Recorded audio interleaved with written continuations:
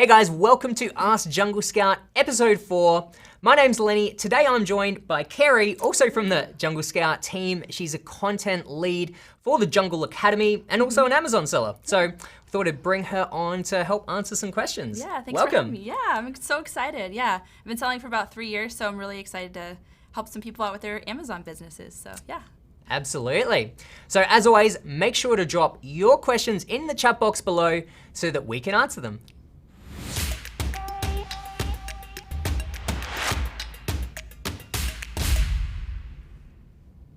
Alrighty, so as always, we're gonna start with a few pre-submitted questions to the team, and then after that, we're gonna jump into the chat box and answer your questions live. Okay, so the first question here is from Fraz. He's in and the chat. He's in the chat, so got your question here first up. Just a question about keywords. Let's say the top keyword for hooded towels is baby hooded towels, and the next one is hooded towels. Would I need to put both of these phrases in my listing, or could I just put baby hooded towels in any order and that would cover it both ways? Great question. What do you think? Yeah, so actually just by putting baby hooded towels, you're gonna have everything covered in there. You just basically need to have each one of those individual words in your listing. And baby hooded towels is a great way to kind of encapsulate the whole product. So yeah. Yeah, and so essentially then, regardless of what people search for, so essentially what, if they searched towels baby hooded, for instance, it would still kind of rank or be relevant? Or just, for PPC automatic campaigns, they'll find that as well. So that would be one of the automated words or phrases that they come up with if you have it in your listing, so yeah. Yeah, absolutely. So I hope that one helps, but if you do have any follow-up questions, we're right here. Yeah. All right. The next question is from Ilham. Sorry if I butchered that name. Is it a bad idea to launch multiple products at the same time if you're brand new and they're all under $8 to $13 to sell, but have low competition, low weight for shipping, very simple manufacturing, and potential for subscription residuals? The idea is that they can add up to a nice monthly revenue and they're all in similar categories, so they attract same buyers or possibly the same supplier. It feels right, but I don't know if I'm just being idealistic and not considering my non-expertise. Yeah.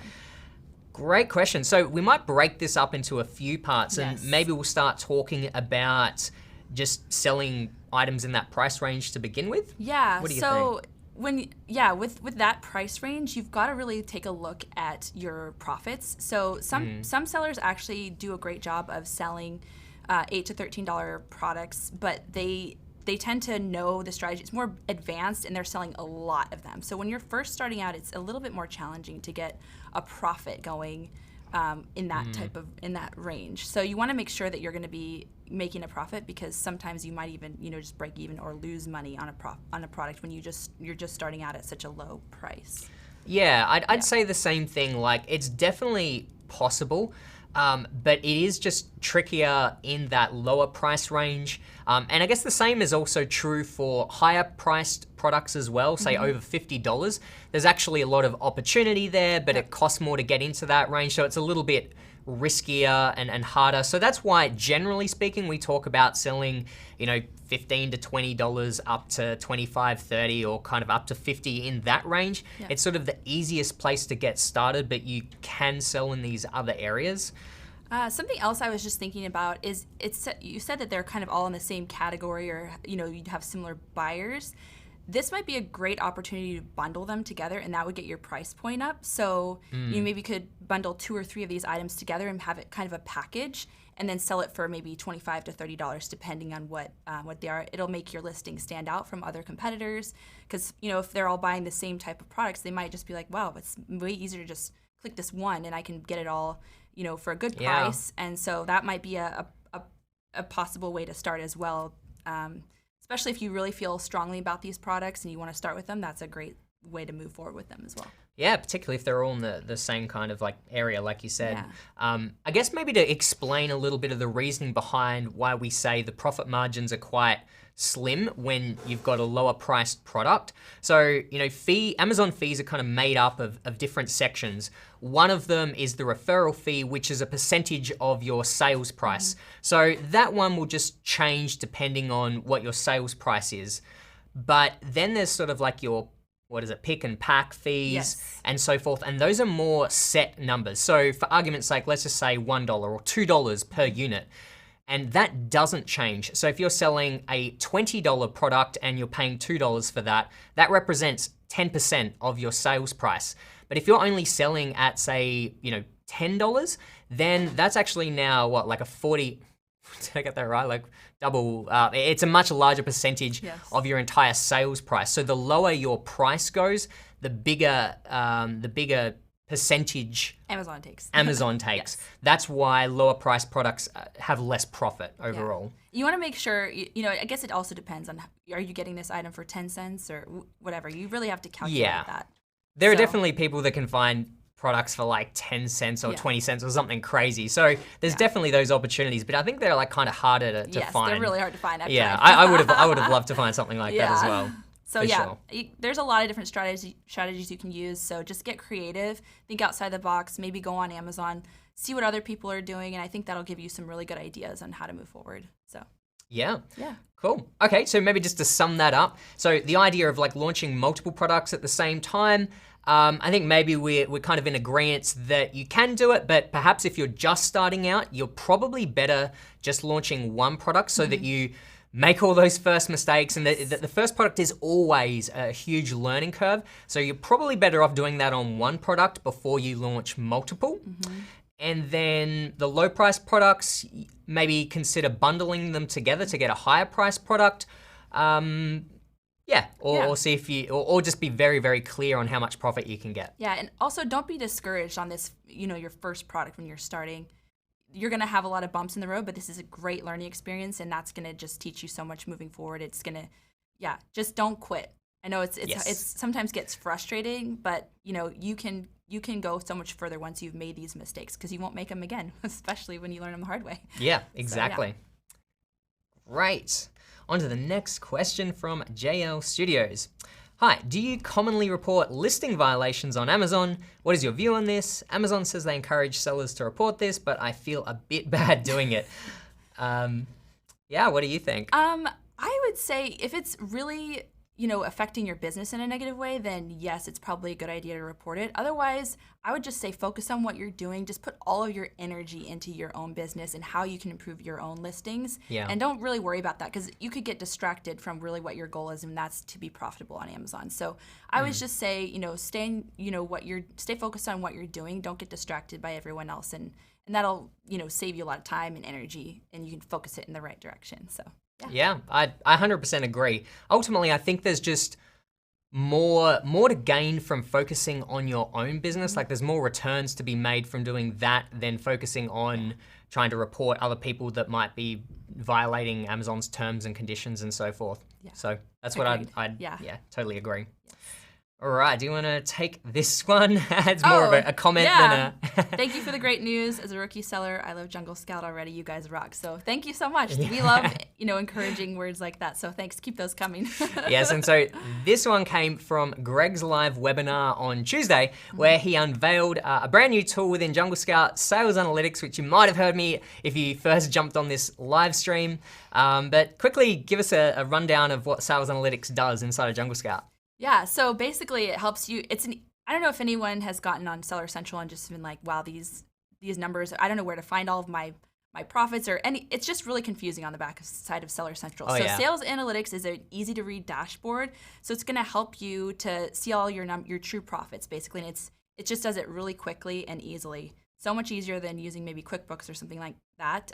It just makes it easier. You can check it every day. I know a lot of us are really kind of into checking our numbers every day, but this really calculates our true profits, and it's just an easy to read tool. I just think it's so much easier than going into Seller Central, trying to find all these things in different areas and then putting them in a spreadsheet. So Sales Analytics is just going to make your life so much easier. And I love the dashboards. They're just so clean and easy to read. So I don't know if you feel the same way, but absolutely. I'm really excited that we've got this all inside of Jungle Scout now. Yeah. In addition to all of our other existing tools. So essentially we're really building the all-in-one seller platform. So if you've already got Jungle Scout, you'll already be able to check this out. Yes. But if you want to learn more about it, then check out the replay from Greg's live stream on Tuesday. Yep. Okay. So on to the next one, which leads nicely in. So do you want to take this one? Sure. So this question says, wait, so does this eliminate the need for Fetcher? Thanks. Right now, we have a lot of the features from Fetcher, but it's not all there yet. So we're definitely getting there, but you still might want some of the features in Fetcher. So I'd say to keep that for now, but we're working on making it all in one tool. So our engineers have been working super hard, and they're making amazing tools that we're just rolling out some awesome features. So just stay tuned. Every week we're coming out with amazing stuff. So yeah, absolutely. And just for a bit of background for anyone that isn't familiar with Fetcher, that is essentially our current or before Sales Analytics, and still currently, our sales analytics tool that lived separately to Jungle Scout. And essentially we've been bringing all of our other tools into Jungle Scout. So essentially Sales Analytics will have that same functionality. I think it's even gonna be better and more improved than Fetcher long term. And definitely. I know that we're working pretty quickly to kind of get those features in there. Yeah. Absolutely. Alrighty, so now we're gonna move into the chat box and start to answer your top questions. So do you wanna go through and pick out a first question for us? Yeah, this is exciting. Okay. Here's one about suppliers. Let's answer that one. So actually, let's just do it from here. Okay. So shout out to Rob. I know you've been joining in a lot of our live streams, so really appreciate that. Yes. Thanks for the question. And is it advisable to keep looking for other suppliers even if you found one for your first samples in your first order? Do you stick with that supplier or keep looking at others? Pros and cons. What do you think? You've sourced a lot of products. I like the idea of getting multiple samples just to get the best quality, and I really test things out. And so when you're first getting your first product, that's what I like to do, is get as many samples as I can so that I can choose the best quality and also decide which factory is would be willing to work with you, because you might want to put some of your own touch on that product, and you want somebody that's going to be responsive and work with you. So kind of throwing out your net wide at first is really helpful. Also, having some backup factories is not a bad idea, because sometimes things happen where a factory goes out of business or something like that, and you don't want that to affect your business. So, really diversifying and making sure you have some backup plans is never a bad idea. So I always am looking for new and improved things and new improved factories. So I would say always, be on the lookout for how to improve your product, make sure you have the highest quality. And that's my take on it. What do you think, Lenny? Yeah, no, I agree. I definitely say when you're launching a new product that you wouldn't want to make a decision off of one sample and one factory. You definitely do want to get 3 or 4 samples of the top factories that you've kind of vetted. I think you absolutely should do that every single time you launch a product. I'd say maybe a minimum of 3, just to kind of give you a number. Once you've actually picked that number 1 out of your top 3 physical samples that you've gotten, and you're already selling that product, I'm not sure if you're referring to, once you've already built a relationship with this supplier, do you want to keep looking for more? I'd say you don't have to. I think you can probably keep an eye out for other suppliers, but a big part of it is building a relationship with your supplier. So if you have received 3 samples, connected with 3 different suppliers, and you've, weighed up the pros and cons, or weighed up the pros and you've picked one, I'd be trying to focus on building a relationship with them in multiple orders, because as that relationship develops, you're gonna be able to get better prices, they're gonna help you out more, rather than perhaps then trying to stay on the lookout for another supplier that might offer something 20 cents cheaper. So that's maybe my approach to after you've placed that first order. So hopefully that helps. Yeah. All right, we got another question. Let's see. I'm trying to. Is this one about keywords? Yeah, let's roll with that one. Yeah. All right, so we've got a question here from Tommy. Is having the keywords in the title or bullet points better than having it in the description or back-end keywords? That's a good question. Do you have much experience here? I think you definitely want to put your most important keywords in the title, because not only for the search, the SEO on Amazon, but also for your actual customers, because they're also seeing it too. So you want to make sure that that title is the most targeted for your customers. So I definitely think the title is important, but weaving all those keywords in throughout all of those areas is really important, especially, I'd say next important is bullets and then the description. So yeah, and then I'm not entirely sure if we had to rank the importance. I'm not sure. Definitely, it would. I'm pretty certain it would definitely be title and then bullet points and description. In terms of back-end keywords, I know they're important. I don't know the exact, I suppose, rank of importance compared to the others. Yeah. But it doesn't, certainly doesn't hurt to kind of have it in all. There's a lot of hearsay, and and also there's no exact, like I don't think Amazon has said exactly how they weigh the value of each area. But I definitely think if you do a great title, that's gonna put you much further in the game, just because it's customers and Amazon. Some people who have enhanced brand content sometimes put some additional content in the description still. I haven't really heard if that actually is ranking, but I always like to make sure that it's the main things are in the title and the bullets. Just for ranking purposes. I think those are definitely the most two important areas. Alrighty, I'll answer that one about the $1 million case study. This one? Yeah. Okay. So we've got a question here from Alex, which is from the $1 million sales in the case study after a year and a half. What has been the net profit, income after COGS, shipping, FBA, PPC, etc.?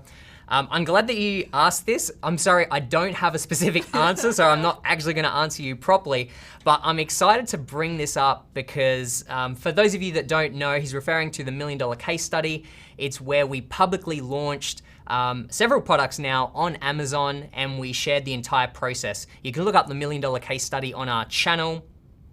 We haven't done an official update for a long time, but I'm excited to say that we are working on an update, so we will be able to share some of those numbers and where it's at the moment. What I can tell you is that I think we're at around about the $850,000 mark of the million. So we're starting to close in on that, and stay tuned for some more updates on how we're gonna take it that last stretch to the $1 million. All right, it's got another question lined up. Let's see, it's kind of hard to. Thanks for all the questions, guys. It's great seeing all of them in the chat. Here's a good one. All right, so this one is, do you recommend bundling a product that has a high competition and high demand? What do you think, Carrie? I think that if you're gonna get into a high competition, high demand, you're gonna wanna stand out. So you're gonna wanna bundle your product. I've heard, people getting even into the kitchen, like garlic presses, and bundling a garlic press with some other items to stand out, because most people use that as an example as one of the more competitive products. But if you're going to get into that market, you're going to want to figure out how to stand out in any way possible. And I would say bundling is almost a must when you're doing that. So yes, that's my take on it. I'd say you're still probably better off not going for something that is high competition but is high demand. But yeah, like Carrie said, if you do want to go that way, then it's even more important to stand out. So bundling is would almost be a must, or a really great way to do so. Yeah, and if it is your first product, I would just recommend just taking some extra time doing the research for a lower competition product, but higher demand. So because it can get it's really challenging to get into the high competition, high demand markets. Some people can do it because they've been in e-commerce for a long time, but if it's your first product, be kind to yourself. Just take that extra time to find something with a lower competition. And we have some great videos in the Academy that you can watch to really help you narrow down products. So if you haven't checked out the product research on the Academy, you can take a look at that, and it'll be very helpful for you in finding those products. So, yeah, definitely. Actually, on the flip side, over launching a product that is high demand and high competition, I would personally prefer to find something that's low competition and maybe lower in demand as well. I'd probably rather try to capture a market that has low competition, even if there's not as many sales. I think it'll be kind of cheaper with PPC and your sort of advertising to get those sales. I'd probably prefer to do that rather than try to enter into a high competition market. is personal opinion. Yeah. Yeah. So, we have a biggest Oh, that's mistake one. a great one. Yeah, let's do that. So, Okay. I have to think about this one. All right. So the next question is from Jenna. What was your biggest mistake or learning opportunity you've had as Amazon sellers? This is a really good question, and hopefully this will help a lot of people. I think the hardest part is sourcing products and then Okay. getting the actual product that you want.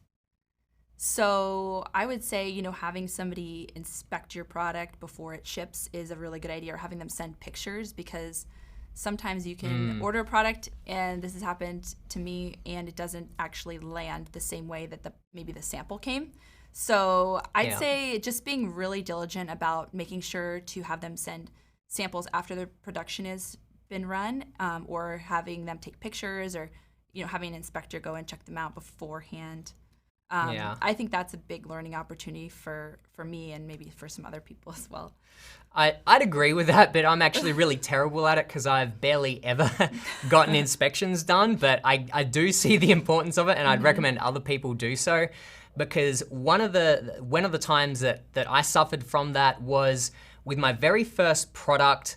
It was an electronics product, right? And this is before, I heard of Greg, and I heard him say, don't sell in electronics.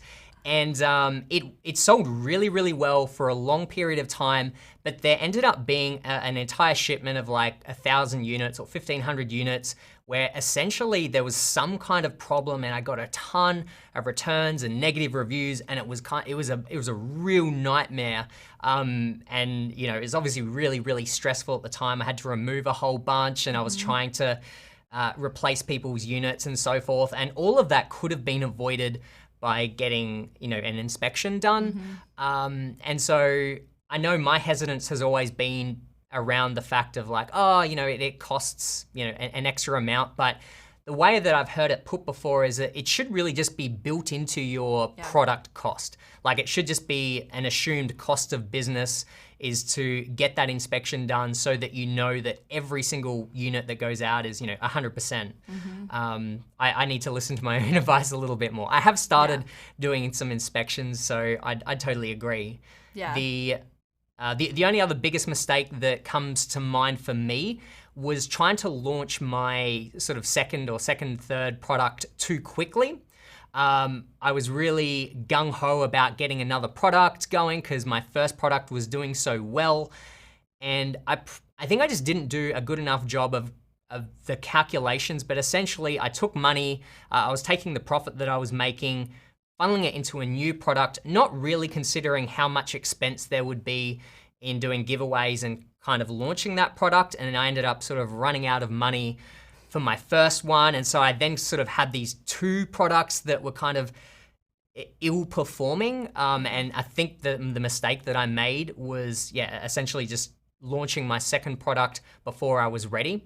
So that was my experience of a big mistake made. I have another one that I just heard recently, and that was somebody also running their PPC and not monitoring it and losing a lot of money on random keywords from the automatic campaigns. So once you launch your automatic and manual campaigns, or just PPC in general, monitor it, especially when you're first starting. Monitor it every day and make sure that you're not overspending on keywords that are not profitable or not even related to your product from those automatic campaigns. So that's a huge learning lesson, hundreds of dollars later, so just make sure to be very diligent about things when you're first starting out, especially to understand the ins and outs of them. Yeah, I think PPC is actually a really good point to mention, because it's, out of all areas, it's probably one of the easiest ones to just lose money without even knowing. I guess it's like the good thing, bad thing is that they're so easy to set up with like a few clicks of a button, and you just kind of put in a bid and a budget. But then, you do need to kind of manage them, and you do need to keep an eye on them to make sure that doesn't get out of control. And another thing, I'll add just little tip, just to kind of be looking at your listings constantly, and don't forget about them once they're kind of running.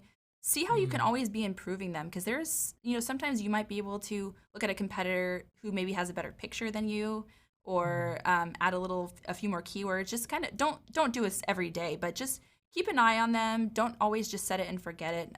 Think of ways that you can be, maybe it could be even after you get your sales going, raising the price. We've seen if you raise your price sometimes, that'll increase your sales. Maybe do some split testing to see what pictures or titles work better for you. So I think sometimes the mistake of a lot of sellers is just becoming complacent and not really, monitoring what's happening. Because if you just stay on top of it, you can keep taking your sales inch by inch. You'll just keep, growing your business. So that's my another recommendation there.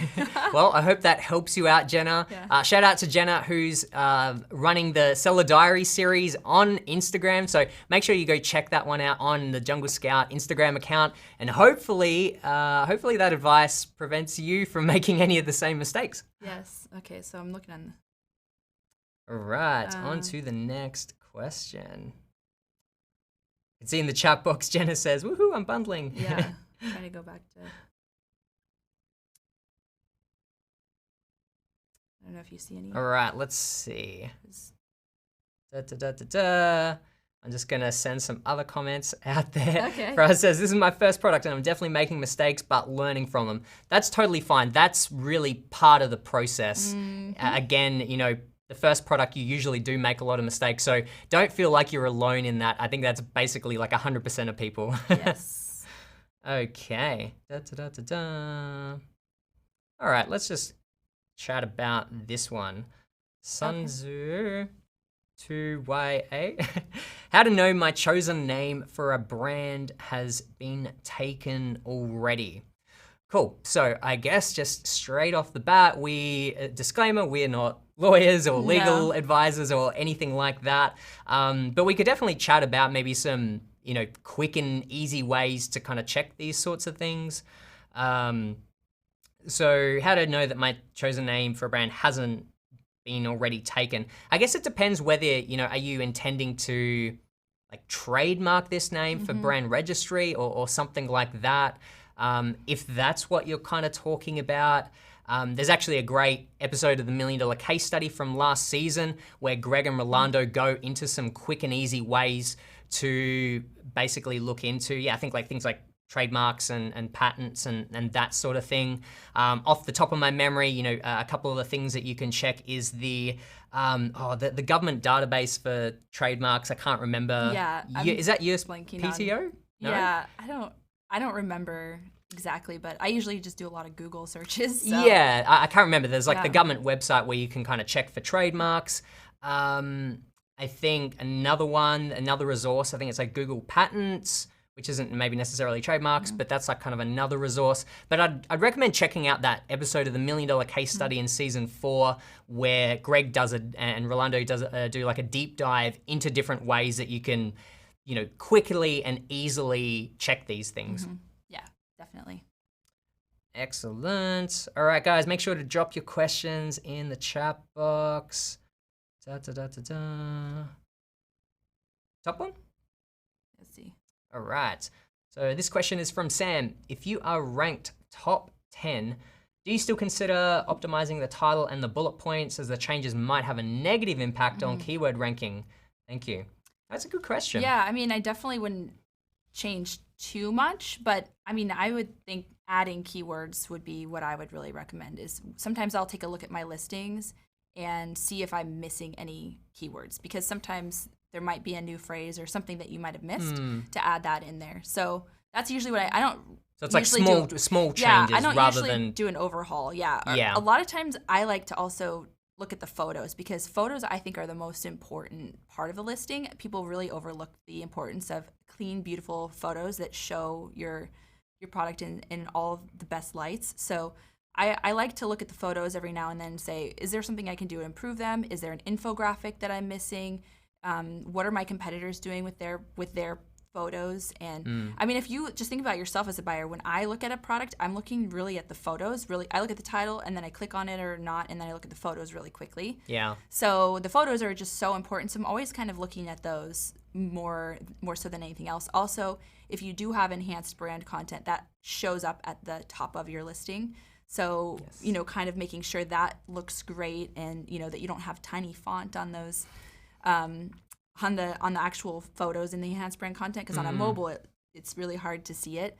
So yeah, I just like to kind of look at things like that. Look at my competitors, what are they doing, and then look at my own listing, just to make sure that you're kind of keeping up with all of that and not just letting it slide. But yeah, I wouldn't do it too many overhauls of your listing unless you really need to. Yeah, I guess a good point with that is looking at your photos as well, you know, like you're saying, can have a huge impact on, you know, people going to your listing. But, you know, from a kind of a ranking or SEO perspective, it shouldn't, you know, do anything crazy to your listing by changing a photo. So that's probably like another good thing to keep in mind. Yeah, or just adding a photo. You can add, 9 really total, but 7 that really show. So, yeah. Yeah, absolutely. Yeah. Alrighty, so this question is from Error404. Suppose I have a 7-foot shoe rack and I want to sell it on Amazon, but in Amazon there's already have a listing for a 6-foot shoe rack. That time, do I have to add a new one, or can I choose from an existing Amazon selling shoe rack? Yeah, great question. So I guess this really kind of speaks to whether you're looking to really start, I guess, an Amazon business, and if so, are you looking at the private label method or more of like retail arbitrage? Yeah. So essentially, what we talk about a lot here is the private label model, which is more taking kind of a generic product and then putting your own brand and your own sort of label on that and selling that as a new listing. So that's one sort of business model. The other way is arbitrage. If do you want to explain roughly? So arbitrage, retail arbitrage would be maybe you go to Walmart and you see this shoe rack on sale for like $1, but it's selling on Amazon for $30. You can list it on a listing that's already pre-existing with that brand name on there. And so you list it in the condition that it's in and you can sell it that way. But if you're starting your own brand, like he was saying, you're gonna, create your own brand name, your whole new listing. So a lot of people do start out with retail arbitrage or even doing wholesaling, and then you basically attach what you're selling to the listings that are already there. So it just depends on the model that you want to do, but definitely a great way if you haven't really sold anything on Amazon to kind of get your feet wet. Just go and sell something off of that you see at Walmart, maybe that you think could sell, and kind of get your feet wet, and it gets you kind of excited once you see those first sales come in and some profit happen, and then it gets you motivated, because once you've done some retail arbitrage, which is a little more challenging, private label seems a little easier, to be honest. Yeah, for sure. Yeah. And so I guess to your point then, you couldn't take a random product and then go sell on someone else's listing unless it was specifically the same brand. If it was the exact same product, you could sell on that listing. It sounds like it's not, because one's a 7-foot and the other's 6-foot. So no, you couldn't do that. But if they were, both 7-foot shoe racks from the same company, then you could sell yours on there if you wanted to. Yeah, but otherwise, no, you have to create your own listing with that. Yeah. So hopefully that clarifies that one for you. All right. And okay, this looks like a good one. So this question is from Roland. At product launch, do you count the PPC in relation to ROI? Starting with a low price at first, do you not have a high ROI, or is it okay to go with an aggressive PPC to help rank or near break even? Yeah, that's a really great question. Personally, in general, I'm quite okay breaking even or even losing money at the start just to get those initial sales, and just being really aggressive with that PPC, working at a loss, really just counting that as a marketing budget to kind of get those initial sales and get some momentum for your product, because that's really important at the start of your product launch. So that's kind of my personal opinion. Yeah, what do you think? I totally agree with that. Yeah, the first priority when you launch a product and you have a certain amount of time to really get that momentum going and get your product ranked. Once you get it ranked, you're going to have a lot better ROI. But I think in the beginning, don't obsess about that. Just work on getting your product ranked, and then from there it just gets easier. So yeah. Yeah, I think this is like a good topic to kind of like briefly talk about, is the fact that, generally with a lot of content out there, everyone's like, oh, you need to make your PPC campaigns profitable. You need to have a low ACOS and so forth, which is true, but it there are actually different strategies with PPC. Like, as a general rule, yes, you want your campaigns to be profitable, right? And not lose money. But there are certain times where you might be intentionally, spending extra or intentionally, well, not intentionally losing money, but you're okay with losing money because you're being aggressive and you're trying to get your product ranked higher. If that was your objective, is I just need to drive a lot of traffic no matter what, then it's okay if your campaigns aren't profitable and you have a high ACoS. As long as you're clear about what your intention is, and most likely you'd be doing that to achieve a particular objective. Maybe it's like, okay, once I reach page 1 in my organic ranking, now I'm going to switch gears and now I'm going to keep optimizing my PPC campaigns until they are profitable. So just to give you a bit of a background, like, it's okay to be aggressive and to lose money if that's intentional. Agreed. Yep. Cool. All right, let's see. Are there any other questions? Let's try this one. I haven't read it all yet. No. But all right, do you want to take this one? It says, I'm new to Amazon selling. I ended up shipping all units to the USA, but I want to sell in Canada as well. Is it a good idea to reship units from USA to Canada Amazon warehouse? I guess I can't see any. I've never done this before, issues but with it. You have to also realize there's going to be some taxes. I believe there's taxes through Amazon, but it's going to be an extra shipping cost. So it might eat into your profits.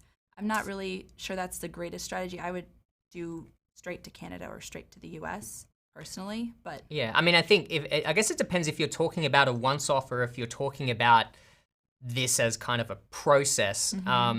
Long term, if you're wanting to sell from Canada, yeah, the best thing to do would be to send inventory into those specific warehouses directly, and anything that you want to sell in the US, send directly to those. But if you were if you shipped to the US by mistake, or you decided you wanted to change markets, then yeah, you can absolutely pull that out and send it to Canada. So I'd say for a once-off, that's totally fine. But yeah, I wouldn't probably recommend that on an ongoing basis. And I guess the question is, why is it not selling in the USA? Right. Because I actually think it would be better to just sell what you have in the USA, and then if you want to sell in Canada, do that separately. So yeah, it just doesn't make logistically, it just doesn't make a lot of sense to do it the way that you're describing. There's definitely ways you can liquidate products in the US if that's something that you needed to do. So I just wouldn't recommend it. It just complicates few things. Extra steps. Yeah. I guess that's a good point. It's really a matter about, I guess, crunching the numbers and seeing, like, maybe it's a little bit more profitable in Canada versus in the US, but you need to weigh up, by the time you pull it out of the US and send it to Canada, and you basically calculate the expense involved, is that still going to be profitable doing it that way? Or are you better off just selling out in the US at a lower profit margin instead? Like, you just weighing up which one actually works out better financially. And keep in mind, a lot of people from Canada do shop on the US Amazon site. So, True. Especially if they live on the border, a lot of times they'll ship to wherever their PO box is on the border. So you're not really going to be missing out on a ton of Canada sales just because you haven't shipped it there yet, but it could be a great strategy for later on. Yeah. So cool. Yeah. Alrighty. What else have we got in the chat box? I love this comment from Roland here. Thank you for answering. Great people. I'm waiting for the unboxing series again also. That's a great series. It is a great series. Actually, I heard you had a bit of involvement with that one. Yeah, I got to choose the products that we did in that series, so it was really fun because they were fun products and they were doing really well, so it was really fun. Yeah, so if you enjoyed the series and you like the products, then you should be giving Kerry a pat on the back for finding them. Yeah. And we're hearing you loud and clear. We're we might bring it back. Yeah, we're working on some stuff. Really good content coming up. So yeah. Absolutely. All right. Oh, I just saw the words Amazon Seller Central. So oh gosh. Okay. This will be a great one. So question from Eddie, who says Amazon seller support often don't even read support issues and almost always sends back standard responses. How do you escalate to someone who will respond like a human being? Yes. I'm going to be honest. I call multiple times. I get on the phone and go directly where it says they'll call you immediately. And if I'm not getting the answer, I'll just disconnect with that person and connect until there is a phrase that some people have said. I don't know if somebody knows this phrase, they can put it in the chat box, but that you can escalate to the there's a certain team. Also, just maybe calling during the day in the U.S. You might get the U.S. Help Center, which is I find them to be very helpful. There have been some really amazing people on support with Amazon.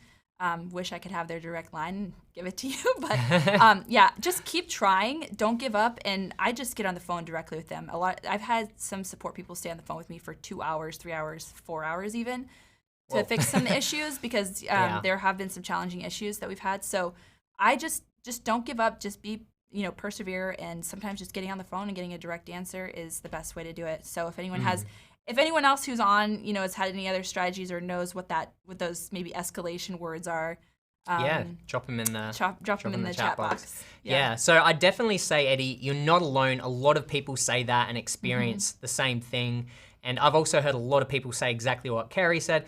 If the first response you get doesn't make sense, doesn't seem right, then definitely just try back again. It's unfortunate, but you get different people at Amazon and they have different responses. Should it be that way? Probably not, but that's it is what it is. So if you're not getting that response, just try exactly what Kerry said. And I can give you an example. I was doing a bulk upload and I just asked for, a bulk upload specialist and they transferred me. After I talked to this person for a little while and I was like, this person doesn't know what to do with this spreadsheet. So I just asked for a specialist to help me. And they transferred me to the right person, was able to get some help. So sometimes even just asking the person that you're talking to if there's a specialist in whatever area could help you too. So just keep trying. Don't give up. Cool. And have patience, I guess, with Amazon. Have patience and just it's going to happen. So just brace yourself. All right. I think there was like a... let's try this. Okay, so this question is, I've been stuck with my current inventory and I've gotten hit with storage fees. I did use Jungle Scout for researching keywords and haven't seen anything. Do you recommend PPC? Are you talking about you didn't see any sales? I'm going to assume that you've launched a product, you're not seeing any sales, and now you've been hit with storage fees. Do you recommend PPC? I guess that's suggesting to me that you haven't been running PPC. And as a general rule, I would always be running PPC at every stage of the business. Even if you're making a lot of sales, I'd always have PPC turned on. So from that perspective, I'd definitely say, I'd certainly recommend PPC. It probably comes down to a lot of things. If you're not seeing sales or many sales, then there's any number of things that you might need to look at, such as how you're priced, how good are your photos and your listing and so forth. So I guess without knowing more about your specific listing and product, it's hard to give any more recommendations, but I would suggest PPC to basically everyone. Do you have any other thoughts? Yeah, and we've done a module in our academy that talks about launch, so maybe you could kind of go through and see, maybe have you done some of the things that we recommend when you launch a product? Another suggestion is we do have the Jungle Market. There are some freelancers on there that will just kind of do a listing analysis for you and take a look at your listing, your photos, your title, bullets, and they'll just give you a consultation. Some of them are about $40, and they'll just take a look at your listing, tell you what you might need to improve. So I think that's a great way if you really just are stumped after you look at all the videos of how you usually launch products. And usually in our launch strategy, we talk about PPC along with that. So maybe there are definitely some things I think that it sounds like you could implement to get those sales going. So, yeah. Awesome. All right, so we might kind of wrap it up with sort of a final question. Let's see. In the chat box here. All right, so final question of the day. Do you want to take this one? Okay. What do you think, please, about simple product 7 score with medium demand and low competition? 10 sales per day and with 109 reviews. So I guess it also depends on what do you want to look at the extension with that score, but also kind of take a look at the top 10 maybe sellers in there. How many sales total are happening within the top 10 sellers? Are they spread evenly?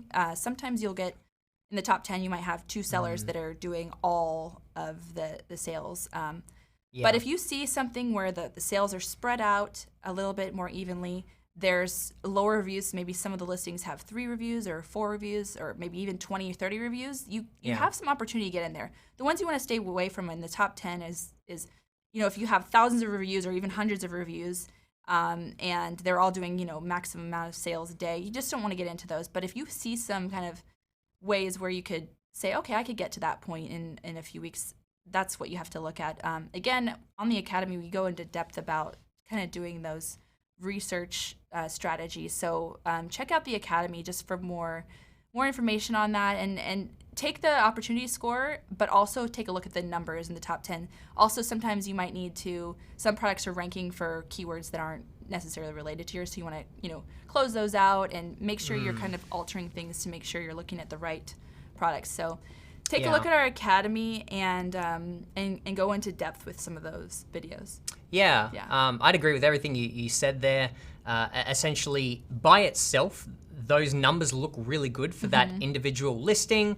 But yeah, again, you do want to check the entire market. So ideally what you'd want to see is that for the main keyword for that product, you'd want to see that in those top 10 listings, they're all roughly doing about 10 sales a day. If there's 2 of those listings that are doing like 100 or 150 or so, what that's telling you is that on that top page of results, most people are just buying those 2 listings, so that these other listings, even if you were to bring your new product into that top 10, you're probably not going to get any sales because the majority of people are just buying from 1 or 2 listings. Right. So that's why you have to be really careful to make sure that you analyze the entire top market. And like you said as well, checking like which keyword are you looking at. I often talk about making sure that you're looking at the main keyword that people are searching for. Because if you're looking at a more long-term abstract keyword, it might have a great opportunity score, for instance. So on that page, there mightn't be as much competition, and you might think that's a good opportunity. But in reality, if you were to take that long tail keyword and say, put it into our tool Keyword Scout, which gives you search volume, you might see that only 100 people per month are going to that, are actually searching for that keyword, okay? But when you actually type in the most common keyword, you might see that all the listings are super, super competitive. Hopefully that makes sense, but make sure that you're searching for the main keyword for that product as well. Yeah, I think it's hard to answer specific questions just because we can't see the whole picture. Yeah. But I'm so glad we have the Academy just because, there's so many different angles to look at, so you want to look at and there's examples and visuals as well, so you can see exactly what it is that we're talking about. Yeah, so hopefully that does help a little bit. Awesome. Well, I hope our answers have been able to help you guys out a little bit today. Thanks so much for joining me today, Carrie. It's been fun having some of the pressure taken off of me answering these questions. Hope you guys have got a lot of value from that. Also, make sure to check out the next in our webinar series. Next Tuesday, Greg's going to be unveiling another exciting product that or feature that we're releasing inside of Jungle Scout. So make sure to tune in for that live next Tuesday. All the best with your product research, selling, everything else on Amazon. Check out the Academy like Carrie said, and we'll see you guys next time. All right. Bye. See you later.